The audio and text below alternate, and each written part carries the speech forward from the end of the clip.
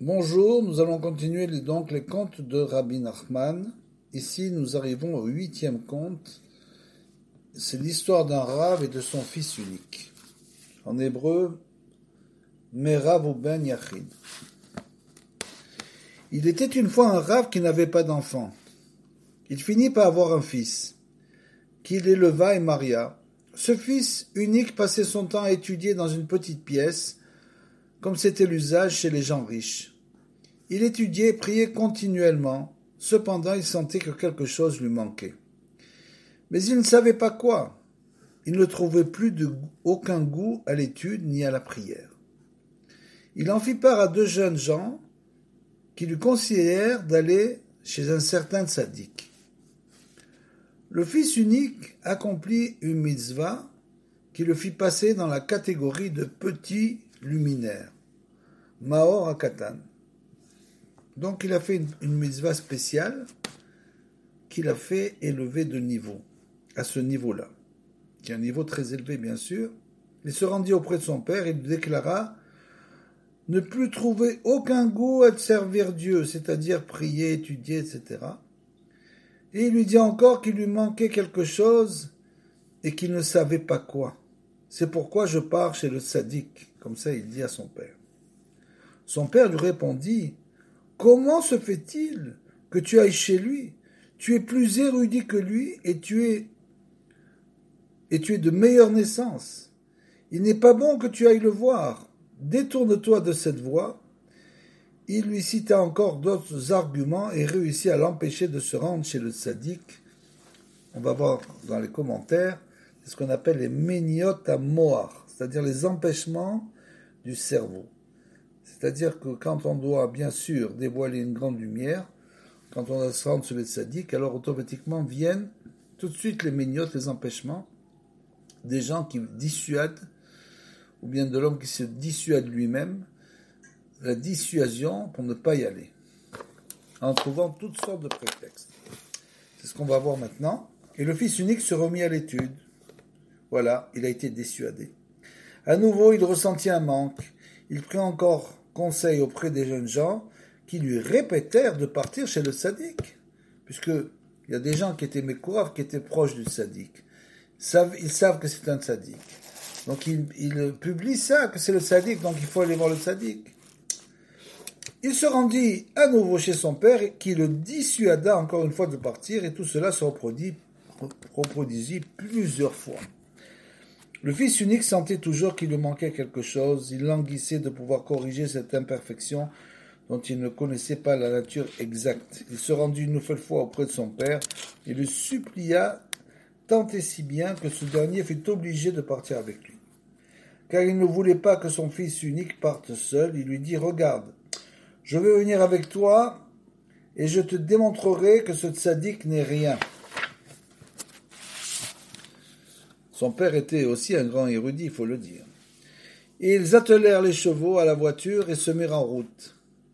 Puis le Rav dit à son fils, c'est un grand Rav, « Écoute, je pose une condition. Si le voyage se passe bien, cela voudra dire que le ciel ne s'y oppose pas. Sinon, c'est que le ciel s'y oppose et nous rebrousserons chemin. » Et ils roulèrent. En arrivant sur une passerelle, un des chevaux tomba, la voiture se retourna, et père et fils faillirent se noyer. Le père dit alors, tu vois bien que rien ne va et que ce voyage n'est pas voulu par le ciel. Ils rentrèrent chez eux. Le fils unique s'étant remis à étudier et avait encore senti qu'il lui manquait quelque chose sans savoir quoi, il supplia encore son père qui dut à niveau partir avec lui. En chemin, il posa la même condition que précédemment, en cas où le voyage se passerait normalement, etc. Et bien sûr, sur la route, les deux essieux se cassèrent. Le père dit à son fils, « Tu vois bien, toi-même, que ce voyage n'est pas pour nous. Est-il naturel que les deux essieux cassent ?» Bien sûr, c'est pas une chose naturelle. Que les deux en même temps cassent, c'est pas naturel. Donc, est-il naturel que les essieux se cassent? Combien de fois avons-nous roulé avec cette voiture sans que pareille chose ne se produise? Pour la deuxième fois, ils rebroussèrent chemin.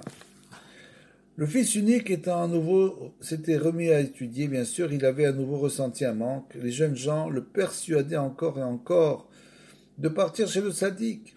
Il se rendit à nouveau auprès de son père et le supplia encore et encore. Son père fut encore une fois obligé de l'accompagner.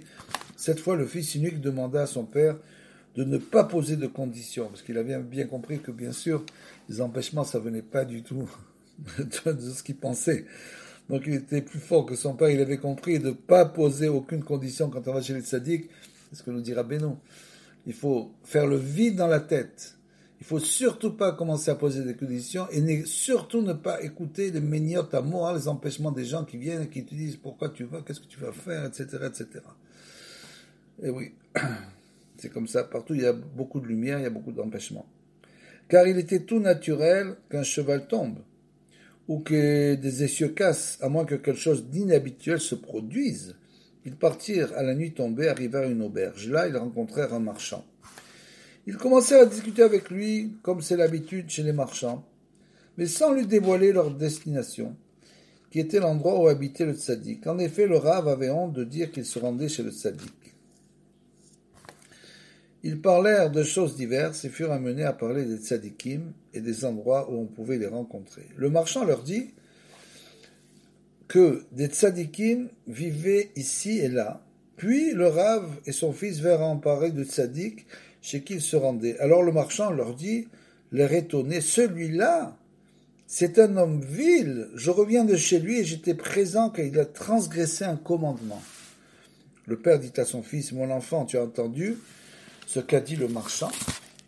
Il a parlé sans malice, très important. Seul le tour pris par la conversation lui a fait dire ces mots. Soi-disant, c'était le hasard en quelque sorte qui l'a amené à parler de ça. Ils revinrent de chez le tzaddik. Il revient de chez le tzaddik, il lui dit. Et le Rav et son fils unique rentrèrent chez eux. Le fils mourut. Il vint en rêve à son père. Ce dernier remarqua que son fils était très en colère et lui demanda « Pourquoi es-tu si en colère ?» Il répondit que si son père se rendait auprès du tzaddik chez qui ils avaient voulu aller, alors il te dira lui pourquoi je suis en colère. Le Rav se réveilla et se dit que ce n'était qu'un rêve. Puis il refit une deuxième fois le même rêve et se dit que ce n'était qu'une hallucination.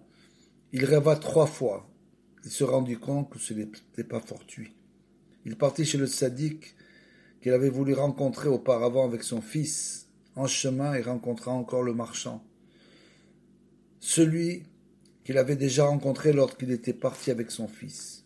Le Rav reconnut le marchand et lui dit « Tu es celui que j'ai vu à l'auberge. Bien sûr que tu m'as vu, répondit l'autre. Puis il ouvrit grand la bouche et ajouta « Si tu veux, je vais t'avaler. » Le Rav répondit « Que veux-tu dire ?» L'autre répliqua « Te rappelles-tu avoir voyagé avec ton fils la première fois ? Un cheval est tombé en traversant la passerelle et tu as rebroussé chemin. Ensuite, les essieux ont cassé et enfin tu m'as rencontré et je te dis que le tzaddik était un homme vil. Maintenant que j'ai tué ton fils, tu peux continuer ta route. Ton fils était dans la catégorie du petit luminaire et le tzaddik chez qui il voulait se rendre était dans la catégorie du grand luminaire. Si ces deux-là s'étaient réunis, le Messie serait venu. Maintenant que j'ai fait disparaître ton fils, tu peux aller. Le marchand disparut soudainement au milieu de son discours, et le Rav n'eut plus personne en face de lui. Il se rendit donc chez le tzaddik, c'était bien sûr le baldavar. Le baldavar qui se démène de long et en large pour essayer d'empêcher les gens d'aller voir le tzaddik, le juge de la génération à Ouman, c'est bien clair. Il se démène. Et comment il se démène? En rentrant dans le cerveau de chacun, en lui faisant croire que là-bas, il n'y a rien. Là-bas, il n'y a rien. Tu n'as pas besoin de voyager, de faire un voyage aussi long pour rien. Tu vas voyager pour rien. C'est ça qui rentre dans le cerveau de chacun, parce que là-bas, c'est là-bas que se trouve la délivrance de chacun d'entre nous. Comme c'est écrit que le tzaddik de la génération, c'est celui qui connaît le shoresh, la racine de l'âme de chacun d'entre nous. Donc c'est le seul qui peut réparer notre âme. Le seul qui a la possibilité de le réparer. Et donc, il se rendit chez le tzaddik, le père donc du fils, et s'écria « Malheur, malheur, malheur pour celui qui est perdu et qu'on ne peut retrouver en parlant de son fils, bien sûr. Le marchand était en fait le Samer même en personne qui s'était déguisé et les avait trompés. En rencontrant le rat pour la deuxième fois, il s'était moqué de lui car ce dernier l'avait écouté. En effet, il avait écouté, c'est ça le problème, c'est bien sûr de ne pas écouter, de n'écouter personne. Si une personne a dans son cœur la volonté de se rendre sadique, il ne doit écouter strictement personne. Acheter un billet d'avion et s'y rendre au plus vite. En effet, il n'y a pas de moment pour y aller, on y va quand on peut. En effet, telle est l'habitude de Yetzer Hara. D'abord, il parle à l'homme, et si celui-ci l'écoute, bien sûr, c'est comme, j'ai entendu souvent, le Yetzer Hara, c'est comme un serpent. Dès le moment où la tête rentre, à ce moment-là, tout le corps suit. Une petite tête, la tête est toute petite du serpent par rapport à son corps. Un boa, après un boa, la tête est minuscule, le corps est énorme. Donc, c'est juste la tête qui rentre, il est rentré.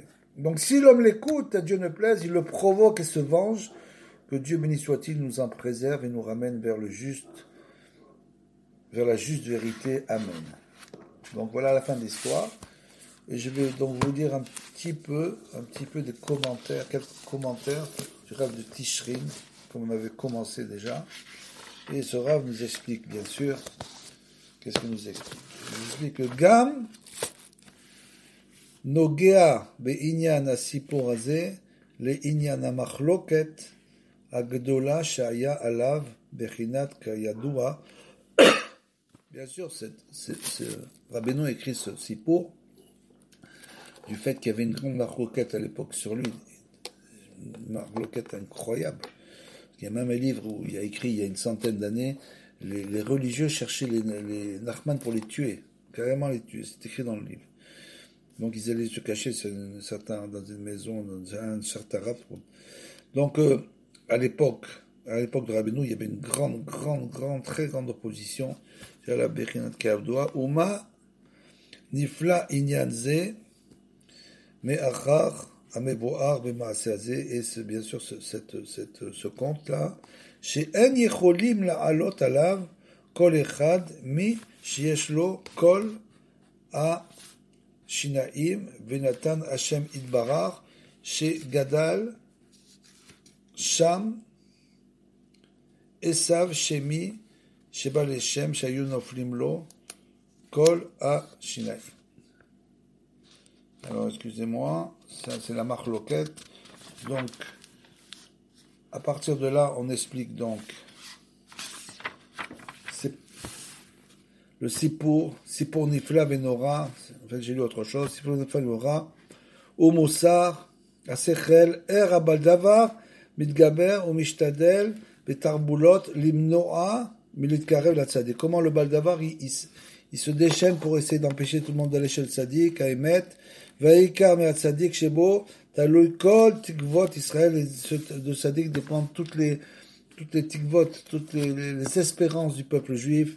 וכל מה שאדם גדול ביותר ויש בו מדרגה ובחינה גבוה ביותר, et plus un homme en fait est grand à un niveau spirituel élevé, מתגבר עליו למנועו ביותר, c'est-à-dire que le Baldavar il va se déchaîner beaucoup plus sur les gens qui sont bien sûr les petites gens en quelque sorte que nous sommes. Nous pouvons aller facilement chez le sadique. Par contre, les gens qui ont un niveau spirituel élevé, alors pour eux, c'est beaucoup plus difficile, parce que le Baldavar, il se déchaîne beaucoup plus sur eux. Non, Abeyoter, qui imaya ou mitkarev, mi yodea maya, nimsa mise, tova vetikun klal Israël. Parce que si ce grand Rav, il s'était rapproché, il était venu à Ouman, il s'est rapproché de Rabbeinu, qui sait quelle réparation après cela il aurait pu faire, des réparations extraordinaires à tout le peuple d'Israël. Ou les klal kol haolamot, et dans tous les mondes. Kulam kamuva, mais c'est pour Atzmo, comme c'est écrit ici. Ki alo gam atzadik azeh aya meforsam, parce que ce sadique là, il était quand même meforsam, c'était un grand sage. Vayo anashim et Israël, mekoravim elave, ce sadique, c'était Rabbeinu, bien sûr. Il était connu, c'était déjà, il avait écrit des livres comme Rabbeinu, il est très connu, etc. Il a un grand nom, déjà un grand nom. qui monte de plus en plus, bien sûr, parce que la marloquette, au fur et à mesure que nous avançons dans le temps, la marloquette, petit à petit disparaît. Ça disparaît petit à petit. Mais, et bien sûr, il y a beaucoup de gens qui sont proches. Qui allo, mehem, ayu, otam anashim, chez Yatsu Lazé, les Ben Arabes, chez Sadik Azé. Et voilà cette histoire. Vedavka alben Arav Azé, Mechamat Shaya Bo Bechinat Gavoad, justement comme le fils de ce Rav était un érudit, un grand érudit, qui Zacha le Bechinat Maor Akatan, il est arrivé jusqu'au niveau où il a mérité d'être le Maor Akatan, c'est-à-dire le petit luminaire. Et cette histoire n'est pas une histoire fortuite, puisque Rabbeinu, dans le Sechot Haran, il explique là-bas que c'est une histoire vraie. C'est une histoire, ça s'est passé vraiment. Rabbeinu dit que ça s'est passé, qu'il y avait un Rav qui avait son fils, qui était du Maor Katan, qui voulait venir chez Rabbeinu, et il a empêché. Ve'im haya hu mitkarev la tzadik hazeh, shaya bechinat Maor Hagadol, haya atikun kol haolam. Ensemble, ils auraient pu réparer le monde. Que mevoar bifnim, ve'al ken itgaber alav abal davar, beyoter ve'ikar babrut ayo limnoa ou l'itkarev la tzadik hazeh davka. Et justement, le baldavar il s'est déchaîné pour l'empêcher de venir chez le tzadik. Aval gam abal davar aya merutse shitkarev la tzadik acherim. Le baldavar il aurait voulu que ce jeune-là, le fils, se rapproche de tzadikim, d'autres tzadikim, plus petits. Parce que, étant donné qu'il n'y en a qu'un seul dans la génération, c'est-à-dire, comme on l'a expliqué, des périodes de temps assez longues, qui arrive à faire tout le tikkun, toute la réparation, qui est venu dans ce monde pour nous réparer, alors c'est de celui-là que le baldavar il se déchaîne sur lui. C'est pour ça qu'il fait toutes ces marlokot sur celui-là, parce que c'est lui qui peut réparer. Les autres tzadikim, qui n'ont pas du tout ce pouvoir, bien sûr, ça, le baldavar, ça les gêne pas du tout que les gens aillent les voir. Vous comprenez? Parce que ça n'a rien à voir, c'est pas du tout la même si c'est des grands tzadikim, même s'il y a eu des grands tzadikim qui nous ont précédés, bien sûr, mais ils sont pas le tzadik de la génération. C'est ça l'histoire. V'yechol liot, she'elu ha-tzadikim, she'siper lahem ha-baldavar, she'sham nisa tzadik, v'yechol liot, she'em gamken, ayot tzadikim et, bien sûr, ces tzadikim auraient pu être aussi des tzadikim et, des vrais tzadikim, c'est-à-dire mais c'est pas le tzadikador. Rak she'lo ayu, mais Madrega ou Ma'ala c'est Tzadik Shebo. Ils n'ont pas atteint ce niveau de ce Tzadik-là, de Rabbeinu. Ils n'ont pas atteint le Rabbeinu. Même s'il y a beaucoup de Tzadikim, il y en a qui sont pas, parce qu'ils sont plus de la génération, ils sont plus le Tzadik de la génération.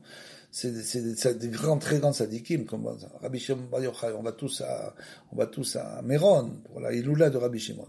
Mais c'est pas le Tzadik de la génération, c'est le Tzadik.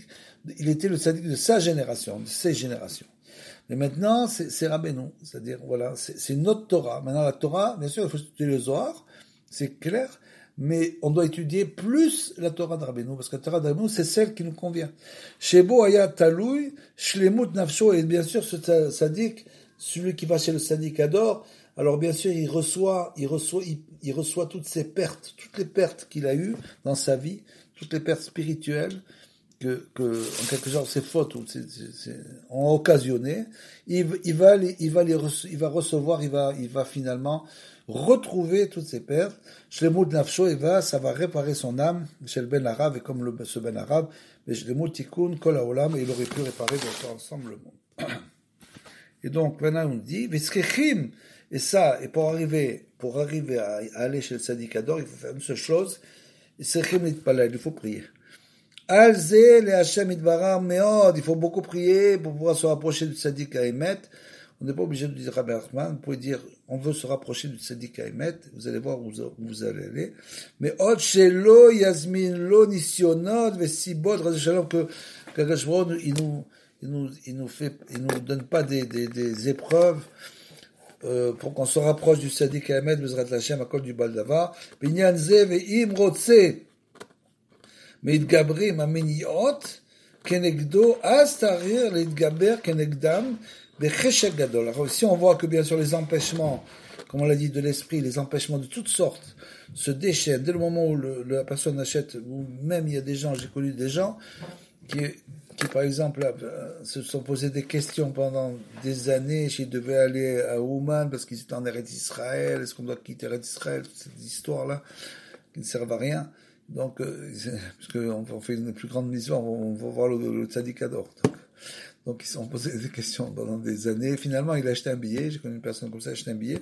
Dès le moment où il a acheté un billet, les méniotes se sont déchaînées 10 fois plus. 10 fois plus. Il avait acheté le billet, il avait la date, il avait tout, et finalement, il s'est découragé. Pourquoi? Ze roe שמתגברים המיניות כנגדו, אז צריך להתגבר כנגדם בחשק גדול. L'homme doit, avec un grand élan de ferveur, il doit vouloir se rapprocher du tzaddik, ביותר כמבואר בדבריו. ובזה.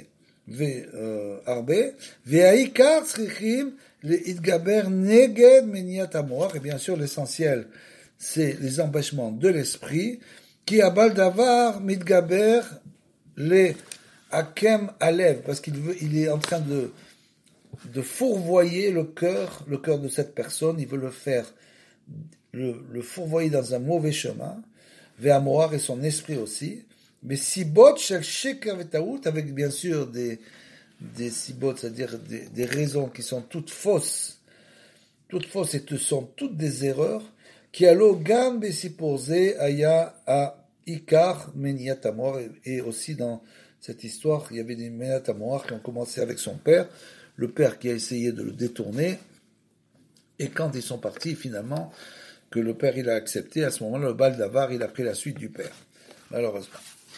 Et verak she'al yede ze itgaber alehem meniot amor beyoter. C'est comme ça, à cause de tous ces accidents, en fait, il raconte des accidents. Donc, dès le moment où ils ont décidé de partir, à ce moment, le Baal Davar, il a commencé à provoquer tous ces accidents-là pour amplifier les empêchements de l'esprit. Vous voyez jusqu'où ça va. Quelqu'un qui peut aller voir le tzaddik. Jusqu'où ça peut aller. ומניעת המוח, על כן צריכים להתפלל הרבה להשם יתברך, לנצל מזה. Donc, la seule moyen, c'est de prier avec beaucoup de ferveur pour être sauvé de tous ces empêchements. והעיקר למעט בכבוד עצמו ולהרבות בכבוד המקום. Bien sûr, l'essentiel, c'est une mitzvah. On va pas voir le tzaddik pour aller en vacances. Donc, c'est une mitzvah. Donc, dès le moment où c'est une mitzvah, à ce moment-là, tout de suite, il faut, bien sûr, essayer de s'effacer et de donner du kavod à Kadosh Baruch Hu. C'est-à-dire, on dit, on va chez ton tzaddik, celui que toi, tu as mis dans la génération, tu as mis ce tzaddik-là, pour que nous, on aille le voir. Donc, on va chez ton tzaddik, et donc on s'efface complètement devant Kadosh Baruch Hu et devant, bien sûr, le tzaddik, totalement. Mais, bien sûr, Tzofé Racha, pourquoi le Baal Davar, il s'est déchaîné, qui Tzofé Racha la tzaddik, ou Vakesh la mito, parce que bien sûr le Racha, le Baal Davar, il veut tuer, il veut complètement, il doit ouvrir sa bouche, il veut avaler totalement l'homme. Le Yetzer Hara veut, comme on l'a dit, il veut totalement avaler l'homme sans rien rester. C'est pas qu'il veut juste un petit peu et après il le laisse tranquille. Il n'a pas de yéhouch, il ne désespère jamais, donc il veut avaler totalement. Donc il écrit dans les Teilim, Tzofé Racha la tzaddik, ou Vakesh la mito, il veut le tuer. Ve'alken ikar ha'etza le'itgaber lebli liot lo shum ratson elav, et donc il faut absolument rien lui donner au Baal Davar. Au Yetzer Hara, il faut essayer de pas faiblir, de rien lui donner. Ve'az bevadai itgaber alav ki akadosh baruch hu Ozro, et bien sûr que si un homme fait ça, parce qu'autrement, sans Hachem, on n'aurait jamais pu, bien sûr, sans que Hachem nous sauve, on n'aurait jamais pu tenir devant le Yetzer Hara. Donc, dès le moment où Hachem voit qu'un homme se renforce et ne va pas dans les endroits, ne fait pas ce qu'il ne faut pas faire, à ce moment-là, tout de suite, Hachem vient l'aider. Ve'az, bevadai, itgaber alav, ki akadosh baruch hu, ozro, mesayolo, et il l'aide. Bebechinat Hachem, lo ya'azvenu, Beyado, Kemo, Shedarshu, Rabbeinu Zal. Et donc, ça veut dire que Kadosh Baruch Hu, il ne le laisse pas entre ses mains. c'est-à-dire qu'il va le sauver. Dès le moment où l'homme, bien sûr, il ouvre, il fait un éveil d'en bas sur le Yetzer Hara, qui dit qu'il ne peut plus vivre comme ça, etc. Il ne veut plus faire ses massim, ces choses-là, ou des trucs comme ça. À ça, bien sûr, qu'est-ce qui se passe? Akadosh Baruch Hu vient l'aider. Vers la pasuk, ve'ata timshol bo, et toi, tu le domineras. Comme c'est écrit dans Bereshit, comme il a dit à Caïn, avant qu'il tue son frère, il lui dit, pourquoi est-ce que tu es triste? En fait, c'était de l'orgueil, parce qu'il avait vu que son sacrifice n'avait pas été accepté.